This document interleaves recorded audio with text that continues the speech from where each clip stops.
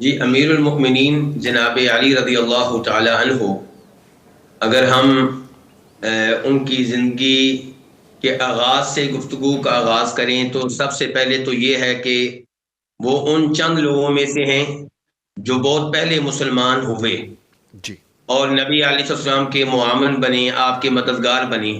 جی پھر ہجرت کی رات انہوں نے بہت عظیم کارنامہ سر انجام دیا، جی نبی علیہ السلام کے بستر پہ سوئے، آپ کی امانتیں جو لوگوں کی آپ کے پاس پڑی تھیں ان کی نگرانی کی ذمہ داری سنبھالی۔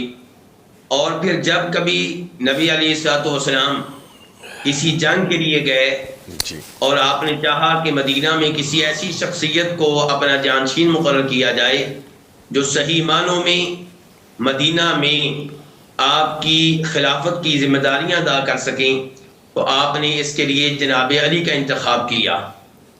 پھر جناب علی ایک عظیم محدث ہیں، انہوں نے نبی علیہ الصلوۃ والسلام کی بہت سی احادیث روایت کی ہیں، بلکہ کتب احادیث میں دیگر تین خلفاء کے مقابلے ایکسکیوز می۔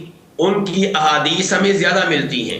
جی اور پھر ایک عظیم جج ہیں، وہ فیصلہ کرنے کے معاملے میں ایک نمایاں حیثیت رکھتے تھے، اور جناب عمر فاروق رضی اللہ تعالی عنہ اور دیگر خلفاء اس معاملے میں ان کی طرف رجوع کیا کرتے تھے۔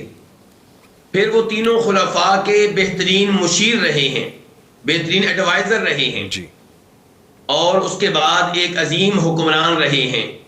اپنے زمانے میں انہوں نے بہت سے فتنوں کا خاتمہ کیا ہے، ان کا مجموعی کردار بہت ہی شاندار ہے، اور اس امت کے لیے، دین اسلام کے لیے ان کی خدمات روز روشن کی طرح عیاں ہیں۔ جی اس میں کوئی شک و شبہ نہیں ہے کہ ہر مسلمان جناب علی رضی اللہ عنہ سے سچی محبت کرتا ہے، سچی عقیدت رکھتا ہے۔ جی اور ایسا کیوں نہ ہو کہ نبی علیہ الصلوۃ والسلام نے ارشاد فرمایا تھا کہ جناب علی سے محبت ایمان کی علامت ہے، اور ان سے نفرت، ان سے بغض و عداوت یہ منافقت کی نشانی ہے۔ تو اس لیے ہم میں سے ہر ایک کو ان سے محبت ہے، اور بے پناہ محبت ہے، جی ان کے مسلمان ہونے کی وجہ سے، ان کے آل بیت میں سے ہونے کی وجہ سے، ان کے صحابی ہونے کی وجہ سے، ان کے خلیفہ ہونے کی وجہ سے، بہت سے امور ہیں جن کی وجہ سے ہمیں ان سے محبت ہے۔ اب سوال یہ ہے، اس محبت کا تقاضا کیا ہے؟ جی محبت کا تقاضا یہ ہے کہ ہم ان کے نقش قدم پہ چلیں، ان کی تعلیمات پہ عمل کریں۔ وہ سب سے بڑے توحیدی شخص تھے، توحید کے لیے ان کی بڑی خدمات ہیں، تو ہمیں چاہیے کہ جیسے وہ توحید کے لیے کام کرتے رہے ہم بھی کام کریں۔ یہ واقعہ سب جانتے ہیں کہ انہوں نے ان لوگوں کو قتل کروا دیا تھا جنہوں نے یہ دعویٰ کیا تھا کہ جناب علی معبود ہیں۔ جی آپ اندازہ کیجئے کہ توحید کے معاملے میں وہ کتنی غیرت رکھتے تھے، اور پھر انہی کی طرح ہم نبی علیہ الصلوۃ والسلام سے بھی عقیدت رکھیں، آپ سے محبت رکھیں۔ جی جناب علی رضی اللہ تعالی عنہ نبی علیہ الصلوۃ والسلام کی احادیث کا بہت احترام کرتے تھے، انہیں بہت زیادہ اہمیت دیتے تھے۔ تو مجھے بھی چاہیے، دیگر لوگوں کو بھی چاہیے کہ جناب علی سے محبت کی وجہ سے ہم نبی علیہ السلام کی احادیث سے محبت کا عملی مظاہرہ کریں، ٹھیک آپ کی ایک حدیث پہ عمل کریں۔ ٹھیک اور پھر جناب علی رضی اللہ تعالی نماز کے معاملے میں، زکوٰۃ کے معاملے میں، دیگر امور کے معاملے میں جو غیرت رکھتے تھے وہ غیرت ہم میں ہونی چاہیے۔ جی امیر المؤمنین جناب علی رضی اللہ تعالی عنہ فوت ہونے سے پہلے ایک بڑی جنگ ان کے زمانے میں لڑی گئی، جنگ نہروان، اس سے فارغ ہوئے۔ جی جنگ نہروان میں کن کو قتل کیا گیا؟ خوارج کو۔ آج بھی ہماری اسٹیٹ کو، ہمارے ملک کو ان خوارج سے بڑا خطرہ ہے، تو ہمیں جناب علی کی سیرت سے سبق حاصل کرنا چاہیے کہ انہوں نے خوارج کے ساتھ کیا سلوک کیا اور ان کو کیسے ڈیل کیا۔ تو جنگ نہروان میں انہوں نے ان کو قتل کیا۔ جی اب جو خوارج بچ گئے تھے انہوں نے چاہا کہ ہم اس کا بدلہ جناب علی سے لیں۔ ان کی آپس میں میٹنگ ہوئی اور وہ اس نتیجے پہ پہنچے کہ دین اسلام میں جو سب سے بڑی رکاوٹ ہیں وہ جناب علی ہیں، جناب معاویہ رضی اللہ تعالیٰ عنہ ہیں، عمر بن عاص رضی اللہ تعالیٰ عنہ ہیں. جی.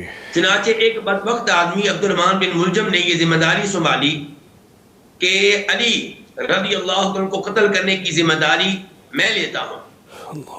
جناب علی رضی اللہ تعالیٰ عنہ فجر کی نماز کی ادائیگی کے لیے جا رہے تھے اور راستے میں لوگوں کو بھی نماز کی ترغیب دے رہے تھے کہ لوگوں نماز کے لیے آؤ، لوگوں نماز کے لیے آؤ. جب وہ مسجد کے دروازے پہ پہنچے تو اس آدمی نے ان پہ وار کیا جس سے وہ زخمی ہوئے، لیکن وہ فوری طور پہ شہید نہیں ہوئے، فوری طور پہ فوت نہیں ہوئے.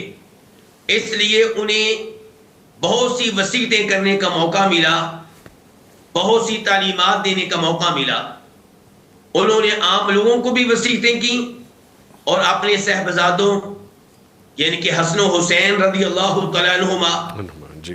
جو نبی علیہ السلام کے پھول ہیں، جنت کے شہزادے ہیں، ان کو بھی انہوں نے وصیتیں کی. اگر آپ ان وصیتوں کو پڑھیں تو آپ دیکھیں گے کہ انہوں نے آغاز کیا ہے اللہ کی توحید سے جی. کہ اللہ کے علاوہ کوئی عبادت کے لائق نہیں ہے، یعنی کہ ہر سجدہ ہر رکوع صرف ایک اللہ کو ہوگا. اور اس کے بعد انہوں نے اعلان کیا کہ نبی علیہ السلام اللہ رب العزت کے سچے رسول ہیں. پھر انہوں نے لوگوں کو نماز کی حفاظت کرنے کی وصیت کی، زکوٰۃ کی ادائیگی کرنے کی وصیت کی، اور پڑوسیوں کے حقوق کے اوپر بہت زیادہ انہوں نے زور دیا اپنی آخری وصیت میں. اور اسی طرح گفتگو کرتے کرتے انہوں نے اپنے صاحبزادوں کو آپس میں اچھے تعلقات قائم کرنے کی وصیت کی. جناب حسن و حسین سے کہا کہ تم لوگوں نے محمد بن حنفیہ کا خیال رکھنا ہے جی. اور محمد بن حنفیہ سے کہا کہ آپ نے اپنے دو بڑے بھائیوں کو عزت دینی ہے، احترام دینا ہے. اور پھر انہوں نے لا الہ الا اللہ پڑھا اور اس کے بعد وہ فوت ہوئے، یعنی کہ کلمہ شہادت پڑھ کر وہ فوت ہوئے ہیں. اللہ رب العزت سے مجھے اور آپ کو دعا کرنی چاہیے کہ اللہ تعالیٰ ہمیں بھی ایسی موت دے، کلمہ پڑھتے ہی ہم فوت ہوں، اللہ رب العزت کے پاس پہنچ جائیں. ٹھیک.